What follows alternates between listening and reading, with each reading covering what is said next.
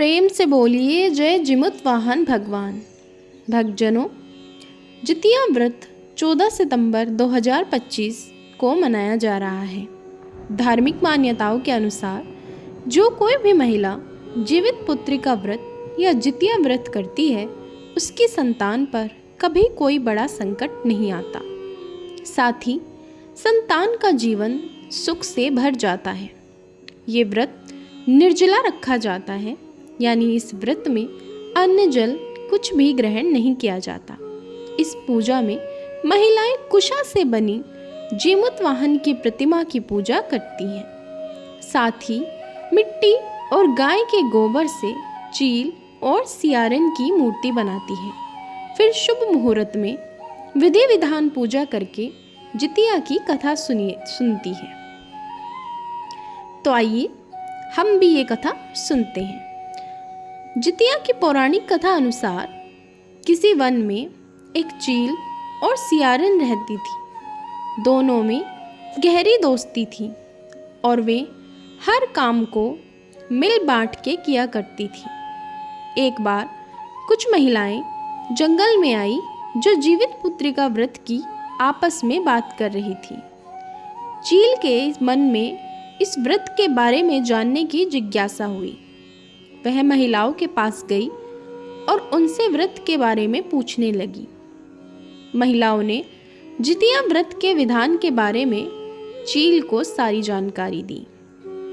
चील ने जाकर इस व्रत के बारे में अपनी मित्र सियारन को बताया, जिसके बाद दोनों ने जितिया माता का व्रत और पूजन करने का निर्णय लिया। चील तथा सियारन ने जितिया माता का व्रत का संकल्प लिया और शाम को पूजा की। लेकिन पूजा के बाद ही चील और सियारन को भूख लगने लगी। सियारन को भूख बर्दाश्त नहीं हुई और वह जंगल में जाकर शिकार करने लगी। सियारन जब मांस को खा रही थी, तब चील ने उसे देख लिया और उसने सियारन की बहुत डांट लगाई। चील ने यह व्रत पूरी विधि से पूर्ण किया। फिर अगले जन्म में सियारन और चील का जन्म बहन के रूप में एक प्रतापी राजा के यहाँ हुआ। सियारन का विवाह एक राजकुमार से हुआ और चील का विवाह राज्य मंत्री के पुत्र से हुआ। कुछ समय बीता तो सियारन ने एक पुत्र को जन्म दिया, लेकिन जन्म के कुछ दिन बाद ही उसके पुत्र की मृत्यु हो गई। इसके बाद चील ने भी एक पुत्र को जन्म दिया, जो जीवित तथा स्वस्थ रहा। यह देख सियारन को अपनी बहन चील से ईर्ष्या होने लगी। जलन में आकर सियारन ने अपनी बहन के पुत्र और पति को मरवाने की कोशिश की, परंतु दोनों ही बच गए। एक दिन देवी माँ सियारन के सपने में आई और उन्होंने सियारन से कहा, यह तुम्हारे पूर्व जन्म के कर्म का फल है। अगर तुम अपनी परिस्थिति ठीक करना चाहती हो तो माँ जितिया के व्रत की उपासना करो। प्रातःकाल उठकर इस सपने के बारे में सियारन ने अपने पति को बताया। सियारन के पति ने यह सुन सियारन को यह व्रत करने के लिए कहा और उसकी बहन चील से माफ़ी मांगने को बोला।